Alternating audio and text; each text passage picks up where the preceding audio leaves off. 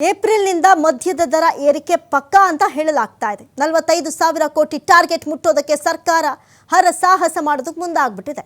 ಕಳೆದ ವರ್ಷ 3-4 ಬಾರಿ ಮದ್ಯ ದರ ಏರಿಕೆ ಆಯಿತು. ಆದರೆ ಈ ಬಾರಿಯೂ ಮದ್ಯ ದರ ಏರಿಕೆಗೆ ಸರ್ಕಾರ ಸಿದ್ಧತೆಯನ್ನು ಮಾಡಿಕೊಳ್ತಾ ಇದೆ. 2026-27ನೇ ಸಾಲಿನಲ್ಲಿ ಅಬಕಾರಿ ಇಲಾಖೆಗೆ ಟಾರ್ಗೆಟ್ ಹೆಚ್ಚಳ ಕೊಡಲಾಗಿದೆ. ಅಬಕಾರಿ ಟಾರ್ಗೆಟ್ 45,000 ಕೋಟಿಗೆ ಹೆಚ್ಚಳ ಮಾಡಲಾಗಿದೆ. ಕಳೆದ ವರ್ಷ 40,000 ಕೋಟಿ ಇದ್ದಂಥ ಇಲಾಖೆಯ ಟಾರ್ಗೆಟ್ ಈಗ 5,000 ಕೋಟಿಗೆ ಮತ್ತಷ್ಟು ಹೆಚ್ಚಳ ಮಾಡಿಬಿಟ್ಟಿದ್ದಾರೆ. ನೋಡಿ, ಇದರಿಂದ ಈ ಏರಿಕೆ ಕೂಡ ಅನಿವಾರ್ಯ. ಇದರಿಂದ ಮದ್ಯಪ್ರಿಯರಿಗೆ ಭಾರಿ ಹೊಡೆತ. ಇದೀಗ ಟಾರ್ಗೆಟ್ ರೀಚ್ ಮಾಡೋದಕ್ಕೆ ಮದ್ಯ ದರ ಏರಿಕೆ ಅನಿವಾರ್ಯವಾಗಿದೆ. 10% ಮದ್ಯ ದರ ಏರಿಕೆಗೆ ಅಬಕಾರಿ ಇಲಾಖೆ ಸಿದ್ಧತೆಯನ್ನು ಮಾಡಿಕೊಳ್ತಾ ಇದೆ. ಜಾರಿ ಬರೋದು ತುಂಬ ದಿನ ಆಗುತ್ತಾ? ಇಲ್ಲ, ಇದೇ ಏಪ್ರಿಲ್ನಿಂದ ಭಾರಿನೇ ಇದು ಮದ್ಯಪ್ರಿಯರಿಗೆ ಒಂದು ರೀತಿ ಹೊರೆ ಅಂತಲೇ ಹೇಳ್ಬೋದು. ಬಹಳಷ್ಟು ಖಜಾನೆಯನ್ನು ತುಂಬಿಸುವಂಥ ಯಾವುದಾದ್ರೂ ಇಲಾಖೆ ಒಂದಿದ್ರೆ ಅದು ಈ ಅಬಕಾರಿ ಇಲಾಖೆ. ಹಾಗಾಗಿ ಅಬಕಾರಿ ಇಲಾಖೆಗೆ 45,000 ಕೋಟಿ ಟಾರ್ಗೆಟ್ ಕೊಟ್ಬಿಟ್ಟಿದ್ದಾರೆ. ತಾನು ತನ್ನ ಟಾರ್ಗೆಟನ್ನು ರೀಚ್ ಮಾಡ್ಕೊಳ್ಬೇಕು ಅಂದರೆ ಮೂಲ ಯಾವುದು? ಇನ್ನು ಜನರ ಮೇಲೆ ಹೊರೆ ಹಾಕಬೇಕು. ಈಗಾಗಲೇ ಎಲ್ಲದರ ರೇಟು ಏರ್ಬಿಟ್ಟಿದೆ. ಇದರಿಂದ ಜನ ಕಂಗಾಲಾಗ್ಬಿಟ್ಟಿದ್ದಾರೆ. ಕಂಗಾಲಾಗಿ ಏನಾದರೂ ಮದ್ಯ ತೊಗೊಳ್ತೀವಿ ಅಂದರೆ ಅಲ್ಲೂ ಕೂಡ ಈ ಬೆಲೆ ಏರಿಕೆಯ ಬಿಸಿ ತಟ್ಟುತ್ತೆ. ಏಪ್ರಿಲ್ನಿಂದ ಮದ್ಯದ ದರ ಮತ್ತಷ್ಟು ಏರಿಕೆ ಪಕ್ಕಾ ಅಂತ ಈಗ ಮಾಹಿತಿ ಗೊತ್ತಾಗ್ತಾ ಇದೆ. 45,000 ಕೋಟಿ ಟಾರ್ಗೆಟನ್ನು ಕೊಟ್ಬಿಟ್ಟಿದ್ದಾರೆ. ಇದನ್ನು ಮುಟ್ಟಬೇಕು ಅಂತ ಹೇಳಿದ್ರೆ ಸರ್ಕಾರ ಸಾಹಸ ಮಾಡಬೇಕು ಅಂತ ಹೇಳಿದ್ರೆ ಈ ಹೊರೆ ಅನಿವಾರ್ಯ ಆಗಿಬಿಟ್ಟಿದೆ. ಕಳೆದ ವರ್ಷ 3-4 ಬಾರಿ ಮದ್ಯ ದರ ಏರಿಕೆ ಆಯಿತು. ಆದರೆ ಈ ಬಾರಿಯೂ ಮದ್ಯ ದರ ಏರಿಕೆಗೆ ಸರ್ಕಾರ ಸಿದ್ಧತೆಯನ್ನು ಮಾಡ್ಕೊಳ್ತಾ ಇರೋದು ಒಂದು ಕಡೆ ಮದ್ಯಪ್ರಿಯರ ಆಕ್ರೋಶಕ್ಕೆ ಕಾರಣವಾಗ್ಬಿಟ್ಟಿದೆ. ಆದರೆ ಸರ್ಕಾರದ ಖಜಾನೆ ತುಂಬಿಸೋದಕ್ಕೂ ಕೂಡ ಇದು ಉತ್ತಮ ದಾರಿಯೇ ಹೌದು. ಹಾಗಾಗಿ ಬೇರೆ ಯಾವುದೇ ಆಪ್ಷನ್ಸ್ ಇಲ್ಲದೆ ಈ ರೀತಿಯಾದಂಥ ಒಂದು ನಿರ್ಧಾರಕ್ಕೆ ಬರಲಾಗಿದೆ. 2026-27ನೇ ಸಾಲಿನಲ್ಲಿ ಅಬಕಾರಿ ಇಲಾಖೆಗೆ ಟಾರ್ಗೆಟ್ ಹೆಚ್ಚಳ ಕೊಡಲಾಗಿದೆ. ಅಬಕಾರಿ ಟಾರ್ಗೆಟ್ 45,000 ಕೋಟಿಗೆ ಹೆಚ್ಚಳ ಮಾಡಲಾಗಿದೆ.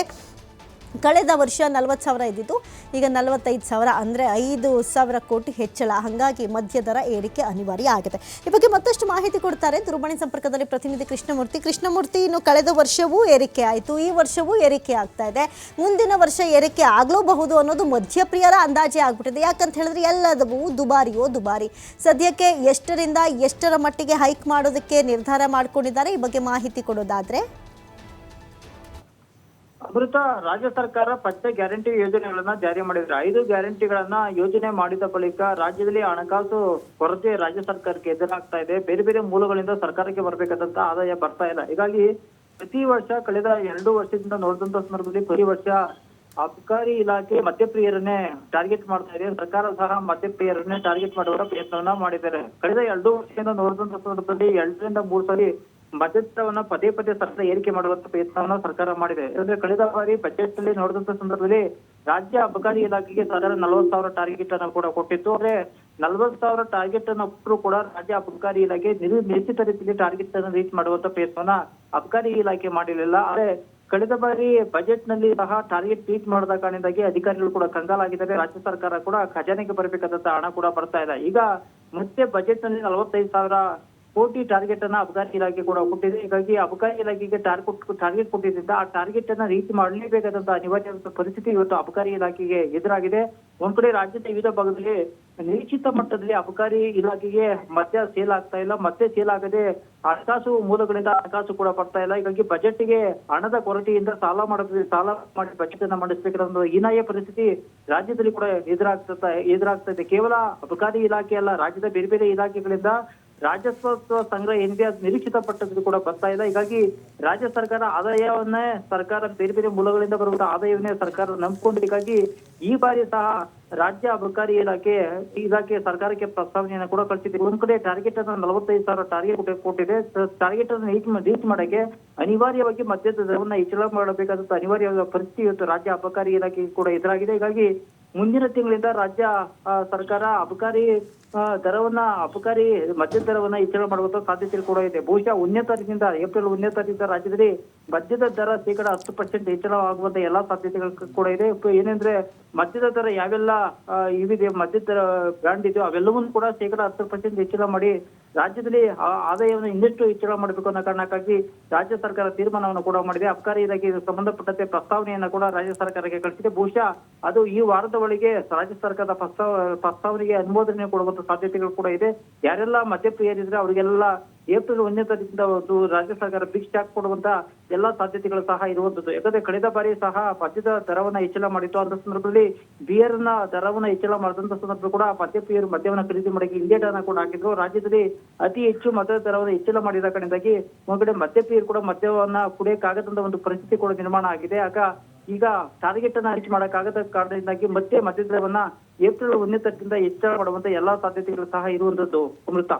ಕೃಷ್ಣಮೂರ್ತಿ, ಇನ್ನು ಗಮನಿಸೋದಾದ್ರೆ ಈಗ ಗ್ಯಾರಂಟಿ ಯೋಜನೆಗಳನ್ನೇನೋ ಸರ್ಕಾರ ಕೊಡ್ತು, ಇದರಿಂದ ಹೆಂಗಸರು ಭಾರಿನೇ ಖುಷಿ ಪಟ್ಟರು, ಎಷ್ಟೋ ಜನರ ಆರ್ಥಿಕ ಜೀವನ ಕೂಡ ಸರಿ ಹೋಗಿದೆ. ಆದರೆ ಒಂದಷ್ಟು ವಾದಗಳಿತ್ತು. ಹೋದ ವರ್ಷನೇ ಯಾವಾಗ ಮದ್ಯ ಏರಿಕೆ ಆಯಿತೋ, ಈ ಗಂಡನ ಹತ್ರ ದುಡ್ಡು ಕಿತ್ಕೊಂಡು ಹೆಂಡತಿ ಕೊಡೋ ಕೆಲಸ ಮಾಡೋಕ್ಕೆ ನೀವೇ ಬೇಕಾ ಅನ್ನುವಂಥ ಪ್ರಶ್ನೆ ಒಂದಷ್ಟು ಕಡೆ ಉದ್ಭವ ಆಯಿತು.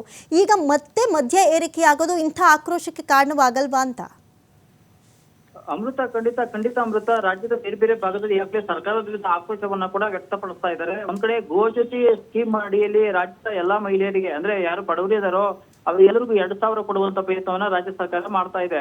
ಯಾಕಂದ್ರೆ ಗೋಲಕ್ಷ್ಮಿ ಯೋಜನೆ ಅಡಿಯಲ್ಲಿ ಸಾಕಷ್ಟು ಮಹಿಳೆಯರಿಗೆ 2.5 ವರ್ಷದಿಂದ ಸರ್ಕಾರ 2,000 ದುಡ್ಡು ಕೊಡ್ತಾ ಇದೆ. ಒಂದ್ ಕಡೆ ಸರ್ಕಾರ 2,000 ಕೊಟ್ಟು, ಮಹಿಳೆಯರಿಗೆ 2,000 ಕೊಟ್ಟು ಇಲ್ಲಿ ಪುರುಷರ ಬಳಿ ದುಡ್ಡನ್ನ ಕಿತ್ಕೊತಾ ಇರುವಂತ ಆರೋಪ ಸರ್ಕಾರದ ಮೇಲೆ ಕೇಳಿ ಬಂದಿದೆ. ಹೀಗಾಗಿ ಸರ್ಕಾರದ ವಿರುದ್ಧ ಸಾಕಷ್ಟು ಆಕ್ರೋಶವನ್ನು ಕೂಡ ವ್ಯಕ್ತಪಡಿಸ್ತಾ ಇದ್ದಾರೆ. ಯಾಕಂದ್ರೆ ಪದೇ ರಾಜ್ಯದಲ್ಲಿ ಮದ್ಯದರವನ್ನ ಹೆಚ್ಚಳ ಮಾಡ್ತಾ ಇರೋದಕ್ಕೆ ರಾಜ್ಯದ ಕುಡುಕರನ್ನೇ, ರಾಜ್ಯದ ಮದ್ಯಪ್ರಿಯರನ್ನೇ ಸರ್ಕಾರ ಟಾರ್ಗೆಟ್ ಮಾಡ್ತಾ ಇದೆ. ಒಂದ್ ಕಡೆ ಕೊಟ್ಟು ಇನ್ನೊಂದ್ ಕಡೆ ಕಿತ್ಕೊಳ್ಳುವಂತ ಪ್ರಯತ್ನವನ್ನ ರಾಜ್ಯ ಸರ್ಕಾರ ಮಾಡ್ತಾ ಇದೆ ಅಂತ ಹೇಳಿ ಸಾಮಾಜಿಕ ಜಾಲತಾಣಗಳಲ್ಲಿ ಸರ್ಕಾರದಿಂದ ಸಾಕಷ್ಟು ಆಕ್ರೋಶ ಕೂಡ ವ್ಯಕ್ತ ಆಗ್ತಾ ಇದೆ. ಒಂದ್ ಕಡೆ ಕಳೆದ 2.5 ವರ್ಷದಿಂದ ಗ್ಯಾರಂಟಿ ಯೋಜನೆಗಳನ್ನು ಸರ್ಕಾರ ಜಾರಿ ಮಾಡಿದೆ.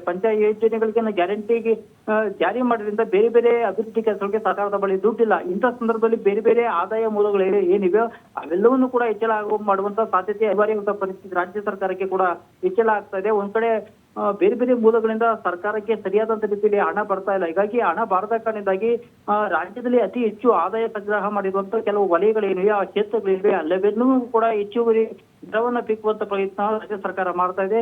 ಹೀಗಾಗಿ ಒಂದ್ ಕಡೆ ಮಹಿಳೆಯರಿಗೆ 2,000 ಕೊಟ್ರೆ, ಮತ್ತೊಂದ್ ಕಡೆ ಮದ್ಯಪ್ರಿಯರಿಂದ ಆ ಹಣವನ್ನು ಕಿತ್ಕೊಡುವಂತ ಪ್ರಯತ್ನ ರಾಜ್ಯ ಸರ್ಕಾರ ಮಾಡ್ತಾ ಇದೆ ಅಂತ ಇವತ್ತು ರಾಜ್ಯದ ವಿವಿಧ ಭಾಗದಲ್ಲಿ ಮದ್ಯಪ್ರಿಯರು ಸರ್ಕಾರದ ವಿರುದ್ಧ ಆಕ್ರೋಶವನ್ನು ಕೂಡ ವ್ಯಕ್ತಪಡಿಸುವಂತ ಪ್ರಯತ್ನಗಳು ನಡೀತಾ ಇದೆ. ಹೀಗಾಗಿ ಏಪ್ರಿಲ್ 1ನೇ ತಾರೀಕಿನಿಂದ ಬಹುಶಃ ಮದ್ಯದ 10% ಹೆಚ್ಚಳ ಆಗುವಂತ ಸಾಧ್ಯತೆಗಳು ಕೂಡ ಇದೆ. ಹೀಗಾಗಿ ಮದ್ಯಪ್ರಿಯರಿಗೆ ಒಂದ್ ಕಡೆ ಬಿಗ್ ಶಾಕ್ ಅಂತ ನಿಜಕ್ಕೂ ಇದನ್ನ ಪರಿಗಣಿಸಬೇಕಾಗುತ್ತೆ. ಅಮೃತ. ಓಕೆ, ಧನ್ಯವಾದ ಕೃಷ್ಣ ತಮ್ಮೆಲ್ಲ ಮಾಹಿತಿಗಾಗಿ.